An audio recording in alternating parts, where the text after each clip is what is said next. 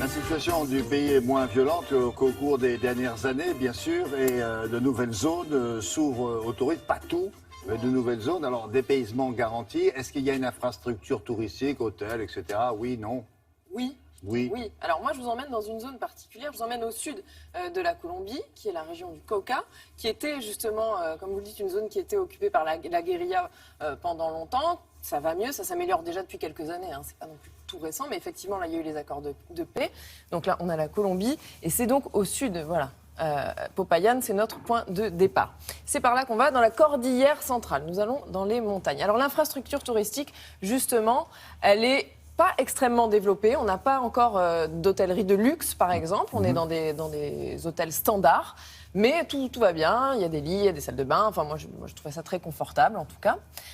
Et qu'est-ce qu'on va voir là-bas? Pourquoi on va là-bas? Alors justement, comme c'était une zone qui n'était pas très développée touristiquement, on y va pour découvrir une Colombie très authentique, pas du tout envahie par le tourisme, des paysages qui ressembleraient un petit peu à la Suisse, c'est très vallonné, c'est très vert, avec des petites cultures. Alors là, c'est colombien, du café, des pommes de terre, du manioc. On va pour rencontrer des gens aussi, les Colombiens qui sont très accueillants, parce qu'ils sont contents d'avoir des touristes qui viennent les voir, et les communautés locales. Là, en l'occurrence, nous allons aller voir, regardez, les Gambianos. Les Gambianos, ils vont au marché de Silvia tous les mardis. C'est un marché qui est connu internationalement.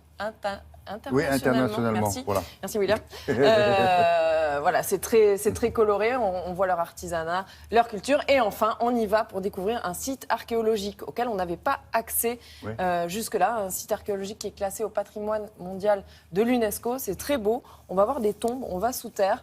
Ce qu'on appelle des hypogées. Oui, c'était des petites maisons souterraines qu'ils construisaient pour que les esprits puissent continuer à vivre sous terre. 1600 avant Jésus-Christ. Voilà. Ah. Oui, et c'est unique et c'est. Bon, allez. C'est pour vous. On y va. Tierra Dentro, les terres à l'intérieur, des terres presque inaccessibles. D'abord, d'un point de vue historique, les Indiens ont toujours lutté activement contre l'envahisseur espagnol.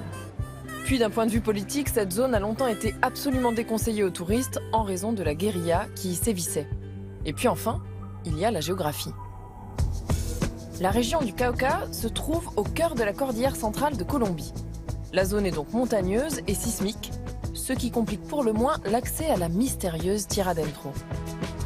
Pour atteindre votre but depuis l'aéroport le plus proche, il vous faudra compter 5 heures de voiture pour parcourir seulement 130 km de route. Mais quelle route! Au cœur de paysages verdoyants, vous traverserez de nombreuses cultures, pommes de terre, manioc, un peu de café, des murs aussi, et quelques lacs, car ici on élève des truites. Un parcours qui finalement vous permettra de plonger doucement mais sûrement en direction d'un site exceptionnel, unique. À vous la réserve archéologique précolombienne de Tierra Dentro.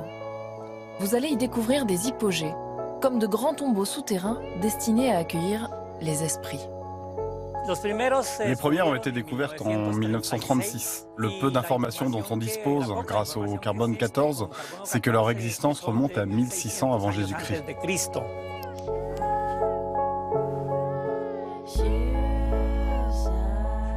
Ce sont des excavations dans la terre et dans la roche volcanique. Et elles ont une forme de maison.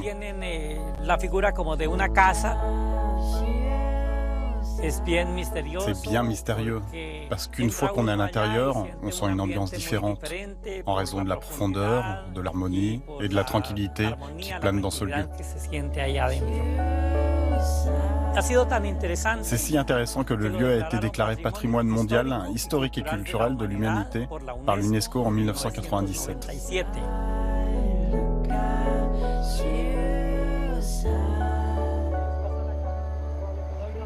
Une région depuis toujours et encore pour longtemps, terre des Indiens. Pour les rencontrer, rendez-vous au marché de Silvia. Le mardi, vous y croiserez les Gambianos, tous descendus des montagnes alentours. L'intérêt spécifique de visiter cet endroit, qui s'appelle Silvia, c'est le contact direct avec les communautés indigènes qui sont les Gambianos. Ces Indiens ont leur propre mode de vie. Et pour cela, nous les apprécions avec leurs costumes traditionnels, leurs jupes que l'on appelle des anacos, leurs chapeaux et ce type de tenue colorée.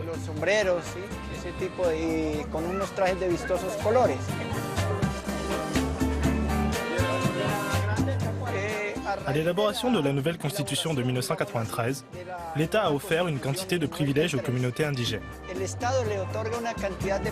Ainsi, ces dernières années, ils sont arrivés à avoir des représentants au Conseil, à la Chambre, et ça inclut la possibilité qu'un jour ils puissent participer à la course présidentielle, par exemple.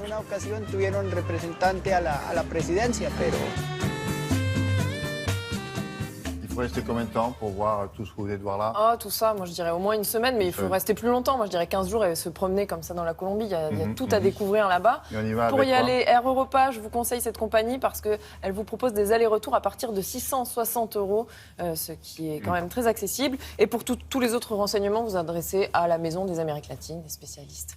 Parfait, merci beaucoup.